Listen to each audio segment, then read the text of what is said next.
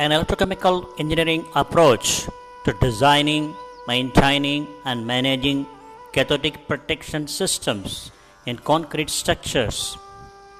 Lecture by Dr. G. Subramanian, Chief Scientist Retired, CSIR, Central Electrochemical Research Institute. Cathodic protection is an electrochemical technique that minimizes the corrosion of metals in contact with any ionically conducting medium. In this technique, the metal electrolyte interface is electrically polarized by 2200 mV and a current is forced through the interface. For an ideal protection, however, the 2200 mV polarization should be achieved uniformly all along the interface. Otherwise, where the interface is underpolarized, the metal will continue to corrode, and where it is overpolarized, it will fail catastrophically because of electrochemically generated hydrogen embrittlement. Non-uniform polarization is almost always caused by non-uniform distribution of the current across the interface, which can be traced to the design, installation, maintenance, and management of cathodic protection systems. These aspects have received very little attention in the 80-year history of cathodic protection technique. This talk describes an electrochemical engineering approach to designing, maintaining, and managing cathodic protection systems in concrete structures. Cathodic protection, shortly called CP, is a popular technique used to minimize the corrosion of metals in a variety of large structures, including bridges, pavements, parking lots, and pipelines. In concrete structures, CP is used to protect the reinforcing steel bars from corrosion. The reinforcing bars are commonly referred to as rebars. In North America, more than 350 bridges are protected from corrosion by this technique. Several of them for over 3 decades. Several more bridges in Canada, with approximately 60 in the Quebec province alone, are under cathodic protection. On bridge structure, cathodic protection has traditionally been used to protect only the depth sections. But recently, support structures have also been protected. Cathodic protection systems are by no means inexpensive compared with the cost of the bridge. The cost to install a CP system is estimated to be 15% of the bridge construction cost. In addition, the recurring expenses due to maintenance and management of a CP system over its lifetime can increase its cost several-fold. Although the cost of implementing and maintaining a CP system on a concrete structure is relatively high, the benefits obtained in terms of protection from corrosion are not well resolved. If the past 30 years were considered in exploring CP as a variable technique to protect bridges from corrosion, then the results are somewhat mixed. During the past 10 years, numerous reports have been issued on the status of CP in several state and federal bridges. These reports suggest that cathodic protection is more effective on some bridges than other bridges. The failures have been attributed to various causes, ranging from inadvertent shutdown of the rectifiers to improper electrical connections. Studies correlating climatic and environmental factors to the effectiveness of CP have yet to be published. In essence, the CP technique for concrete structures is still evolving. The continuing use of CP techniques is likely to be determined as much by cost considerations as by technical merit. Many options are available for reducing design and installation costs, as well as maintenance and management costs. The purpose of this lecture is to explore these options by using techniques that were not available or used in the present CP system designs. Principles of corrosion and cathodic protection. The cathodic protection technique is based on the principles of electrokinetics, which are briefly described as follows. In the absence of any polarization, a metal in contact with concrete or an electrolyte will remain at its corrosion potential, that is called E-corrosion, E-cor. At this potential, the metal surface sustains at least two reactions occurring at equal rates, that is, a metal dissolution, otherwise anodic metal oxidation reaction, and a cathodic conjugate reaction such as oxygen reduction or hydrogen evolution. If the metal is electrically polarized to potentials positive to E-cor, the metal dissolution reaction will be accelerated, whereas cathodic conjugate reaction will be decelerated. The converse is true when the metal is polarized negative to E-cor. Thus, when the metal is polarized away from E-cor to a positive or negative value, a net anodic or a net cathodic current respectively will flow across the metal electrolyte interface. A metal is under cathodic protection when it is polarized sufficiently negative to E-cor to reduce the metal dissolution rate by 3 orders of magnitude or more. Under most conditions, a polarization of about 2200 to 2300 mV is sufficient to achieve cathodic protection. Excessive cathodic polarization should, however, be avoided to prevent onset of hydrogen evolution reaction or to reduce the possibility of hydrogen embrittlement of the metal. Furthermore, cathodic polarization, like corrosion, is a surface process. Therefore, to achieve uniform protection at all locations on a given surface, it is imperative that cathodic current density is uniform at all locations.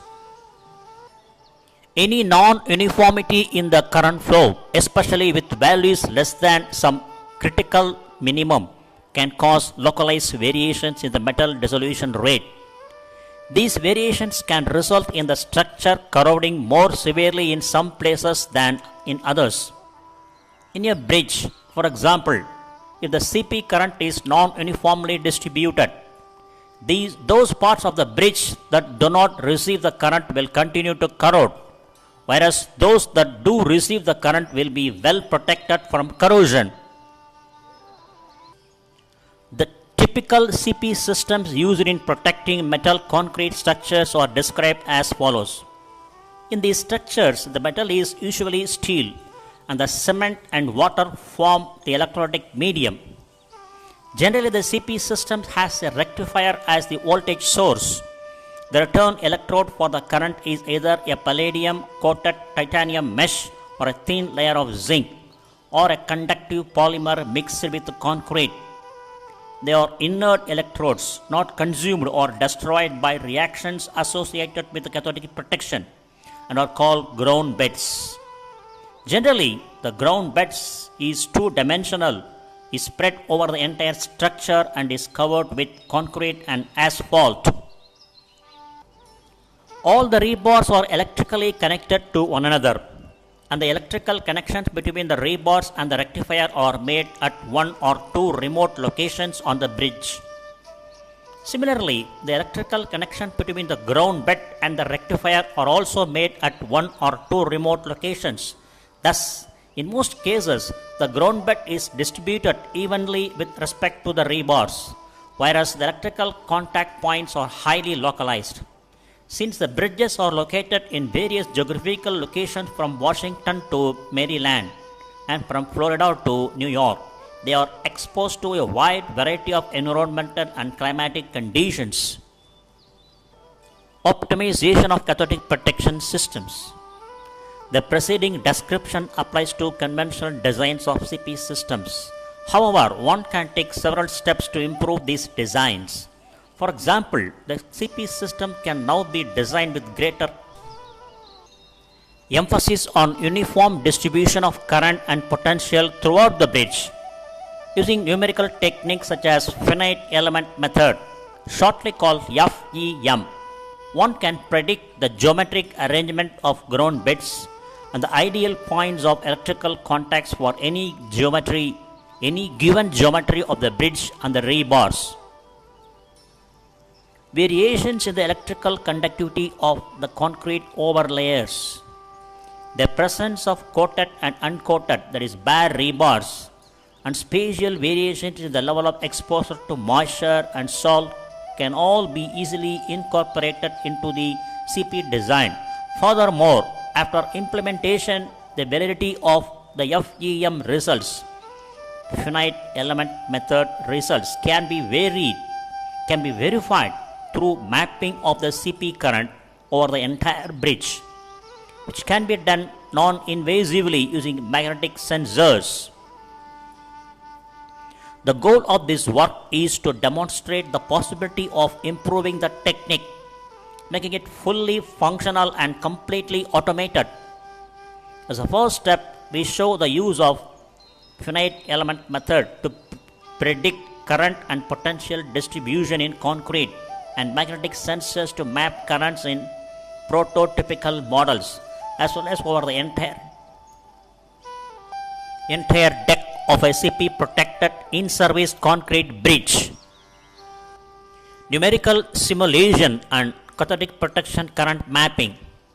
Numerical simulation of current and voltage distribution and mapping the current distribution in concrete structures are the two most important steps demonstrated in this work. The former used finite element method and the latter used magnetometer sensors. The finite element method simulation can be performed in 2 or 3 dimensions. A wide range of geometric features, from the large size of a bridge deck to fine thin coating on rebars, can be incorporated simultaneously into the versatile FEM models. Linear and nonlinear properties of several kinds of materials are simultaneously specified within a single model. The finite element method analysis stimulates potentiostatic, that is at constant potential, or galvanostatic, that is at constant current, conditions that are present in CP systems, and predicts potential current and magnetic field distributions in cathodically protected concrete structures. These predictions were used in this work only as the first step in the optimization of the cathodic protection system design. Flux gate magnetometer sensors are lightweight sensors powered by batteries that are used to map the current on concrete structures. They are totally isolated and insulated from their surroundings and can operate while buried in concrete, immersed in water, or left under any condition that surrounds structures like a bridge. They are vector instruments that measure both amplitude and flow direction of AC and DC currents. Their spatial resolution decreases with an increase in lit-off distance between the sensors and the rebars. When the sensor is 4 inches away from the rebar, that is, which is the typical distance between the rebars and the top and bottom surfaces of the concrete, it will measure the current that is present over an 8-inch length of the rebar. The most important of the magnetometer sensor with respect to optimizing CP in large extended structures is its capacity, or its capability to measure and map localized distribution of CP current non-invasively. Current distribution of a simulated section of a bridge.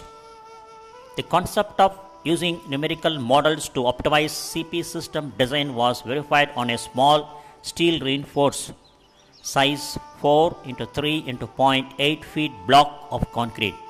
The block figure 1, which represents a small section of a bridge deck, contained 2 layers of number 5 rebars, that is 0.5 inch dia, oriented orthogonally to each other. Each rebar extended over the entire length of the concrete block, and each layer of the rebar was parallel to the plane of the concrete. The 2 layers of the rebars were 5.5 inch and 6.5 inch below the top surface of the concrete overlay. A metallized layer depicting the anode mesh was incorporated in between the rebar layers and the top surface of the block. The metallized layer was covered with a layer of asphalt.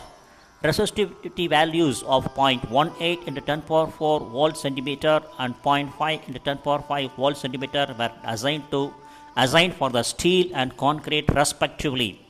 The image on the right side gives you the view of the concrete block used in finite element method model to determine current and potential distribution. The circles represent the cross-sectional areas of the rebars. The diagram is not drawn to scale in order to show the composition of the layers. You can see 4 feet length, 3 feet breadth and 0.8 feet height. The top you can see concrete, over which you can see rebars, and over which you can see concrete overlay, and over which you can see asphalt. The surfaces of the rebars that are shown as circles in figure 1 were specified with identical electrical potential. This setup is equivalent to connecting the rebars electrically to the same source and polarity. The other ends of the rebars not visible in figure 1 were not specified with any potential.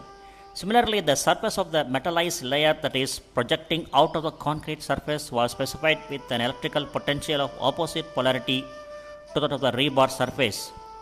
Electrical conductivity values commonly known for steel, concrete and steel-concrete interface were also incorporated into the model.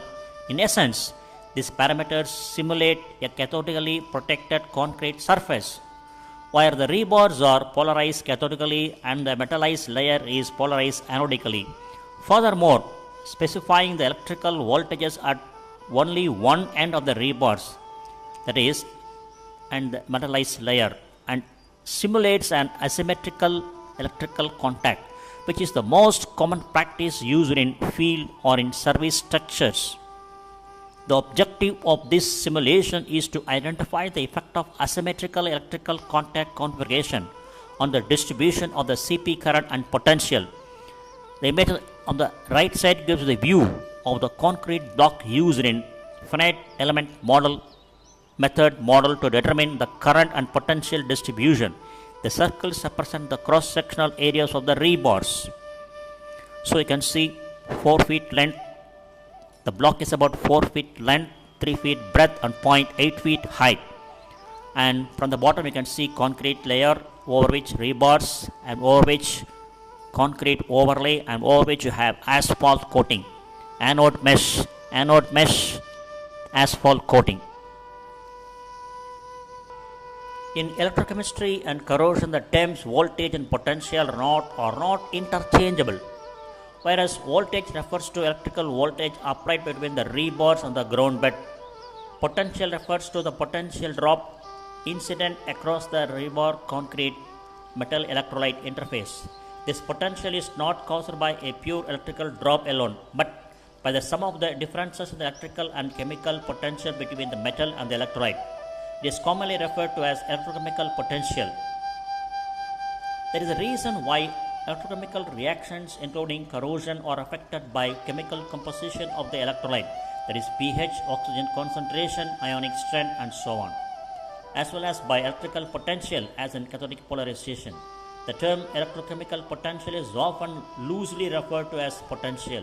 However, since there is nothing like a chemical voltage, terms such as electrochemical voltage or its shortened form voltage are not used to refer to the potential drop across the steel-concrete interface. Current and voltage distributions. The current distribution near the rebar concrete interface for the top layer of the rebars obtained by FEM analysis for the model structure in figure 1 is shown in figure 2. The rebar surface where the electrical contacts were made is also indicated in the figure. The magnitude of the current is maximum at the end of the rebar surface where the electrical voltage was specified and is minimum at the far end. So the image on the right side gives the view of figure 2 current distribution near the rebar concrete interface as obtained from finite element method analysis for the model shown in figure 1. Note that the contents are higher near the locations where the electrical contacts are made to the rebars. Current measured in milliamps.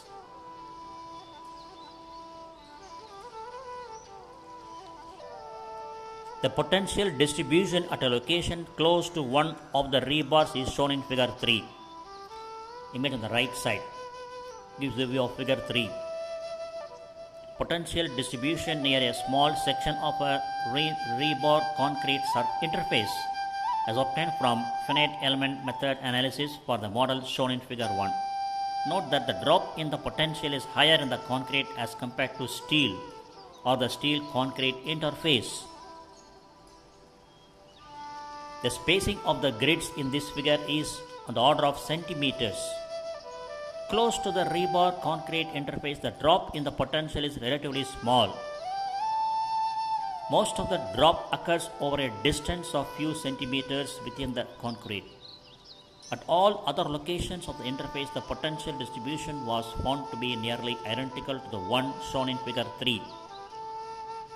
The relatively large drop in the concrete is commensurate with its higher resistivity, that is 0.5 into 10 power 5 volt centimeter, in comparison to steel, that is 0.18 into 10 power 24 volt centimeter. This observation is in complete agreement with those made by other corrosion engineers on in-service concrete structures. A significant conclusion drawn from the finite element method analysis is as follows.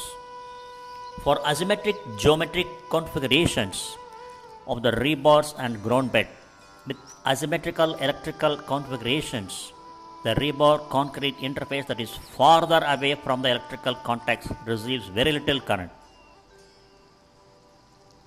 As described in this section, principles of corrosion and cathodic protection, the degree of protection from concrete is reduced as the current across the interface is reduced. Obviously, CP designs similar to the one described previously, if adapted for a real concrete structure, may not protect the rebars from corrosion over the entire length. Several of the 350 bridges mentioned previously and many other structures that are presently under cathodic protection are protected using asymmetrical electrical connections. An example of the effect of such protection on symmetrical geometric structure under real field conditions was demonstrated through current mapping on an in-service bridge in Maryland. CP current mapping on a concrete bridge. Figure 4 shows a steel reinforced concrete bridge located in Maryland. The bridge is 93 feet long in the east-west direction and 133 feet wide in the north-south direction. The bridge deck is cathodically protected by a single rectifier. A schematic of the bridge is shown in figure 5. The deck has two layers of uncoated rebars, one on the top and the other on the bottom, with concrete in between. Figure 4 on the left side down, you can see the CP current on this bridge was mapped using magnetic sensors over a period of 4 hours. And figure 5 on the right side gives you a diagram of the bridge. In figure 4, the ground bed is a titanium mesh, is two-dimensional and is spread over entire structure. It is covered with concrete and asphalt. Electrical connections between the rectifier and the rebars, negative, and the ground bed, positive, are made at remote locations as shown.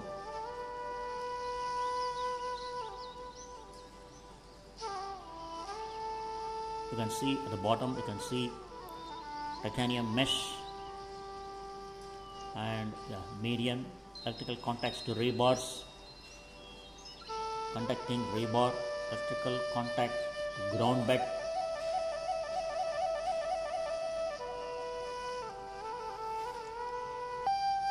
All rebars are shorted to one another. A palladium coated titanium mesh spread over the entire bridge is placed over the top layer of the rebars and acts as the ground return. A latex concrete mix covers the titanium mesh. A 133 feet long conducting bar placed along the north-south axis at about 46 feet from the west end of the bridge. It is connected to titanium mesh. A point contact made to the conducting bar at about 60 feet from the north end of the bridge is connected to the positive terminal of the rectifier. The negative terminal of the rectifier is connected to the rebars at two locations along the west end of the bridge. Thus, the bridge is a textbook combination of A uniformly distributed ground bed laid over uniformly distributed rebars with the non-textbook conditions of remote electrical connections.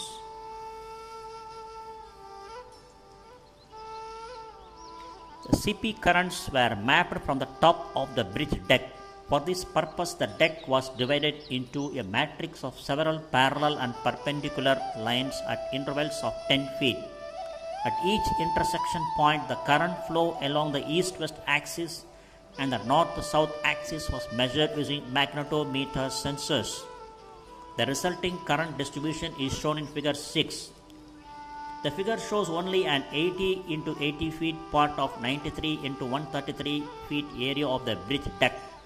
The amplitude of the CP current is the rest of the deck is less than 1 milliamp. That is, the amplitude of the CP current in the rest of the deck is less than 1 milliampere. Figure on the right top gives the view of figure 6 image. CP current distribution on the bridge in figure 4 as obtained by magnetometer based current mapping technique. Width, length in feet, total current in amps. You can see.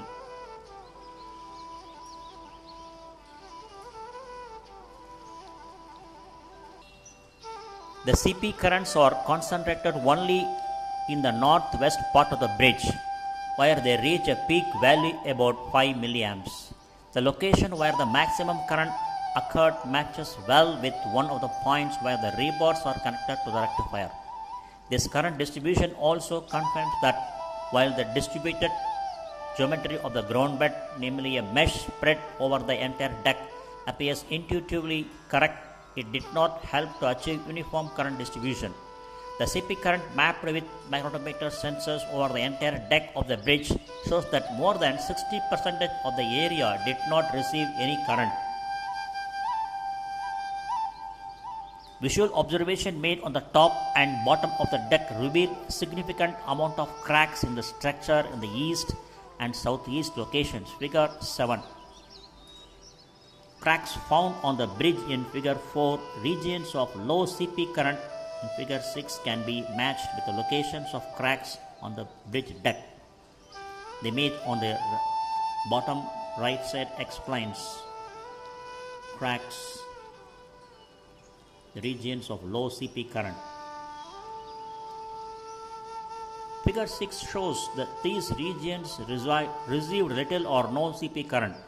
The northwest locations that received significantly larger currents show no evidence of cracking. It is possible that in the east and southeast locations the rebars are corroding because of a lack of cathodic current. Direct confirmation of the corrosion of the rebars through visual inspection is yet to be obtained. If the rebars are indeed corroding, that could be causing spalling and cracking of the concrete.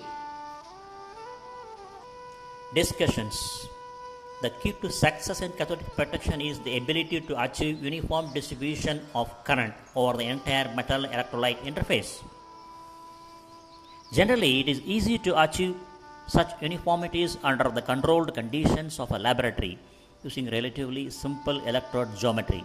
However, CP under field conditions is difficult to achieve, especially with respect to concrete, as indicated by several reports mentioned earlier on the corrosion status of over 350 bridges in North America currently under CP. The reasons for the failure of CP in these bridges and by extension future bridges should be critically evaluated in terms of the uniformity of distribution of the CP current, the design of the ground bed versus rebar geometry, and the locations of electrical contacts and the effects of environment and climate on the distribution of CP current.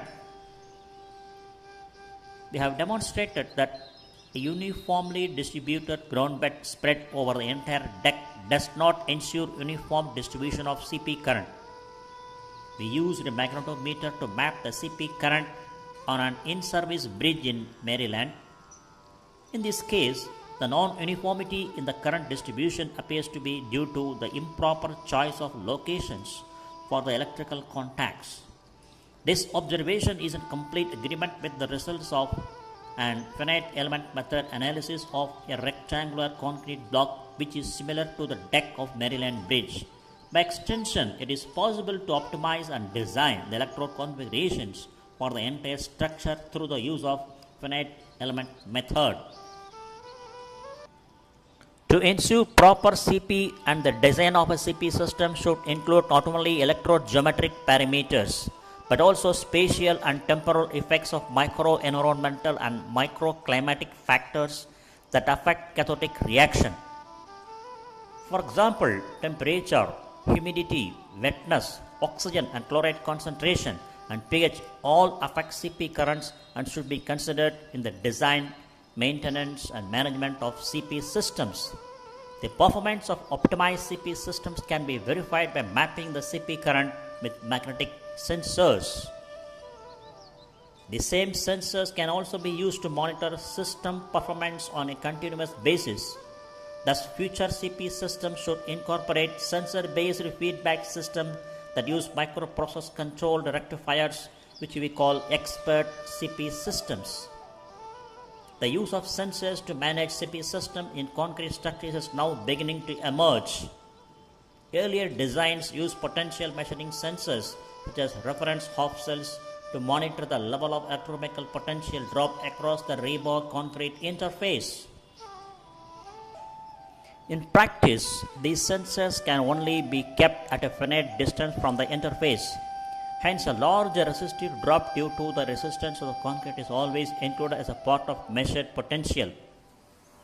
This condition has posed serious limitations on both monitoring and maintaining appropriate levels of CP for the rebars. Besides, using potential to monitor CP systems requires measurement to be made at short intervals, that is 4 feet or less. This situation could mean installation of virtually hundreds of reference electrodes, especially for large structures such as bridges. In contrast, monitoring the current does not involve errors from resistive drops, and only a very few sensors are needed to monitor CP. Using magnetometers means that effective feedback controls can be developed to design expert CP systems. Summary: an electrical or an electrochemical engineering approach to optimizing the design of CP systems for steel rebars and concrete structures has been demonstrated. The limitations of the conventional approach in implementing CP systems in concrete structures was demonstrated by mapping the CP current on an in-service bridge in Maryland. The distribution of the current was found to be highly localized, leaving most portions of the bridge unprotected from corrosion. The non-uniformity in the distribution of the current appeared to be associated with electrical design of the CP system. This explanation was confirmed by an FEM-based numerical simulation of a concrete block representative of the bridge deck finite element method model.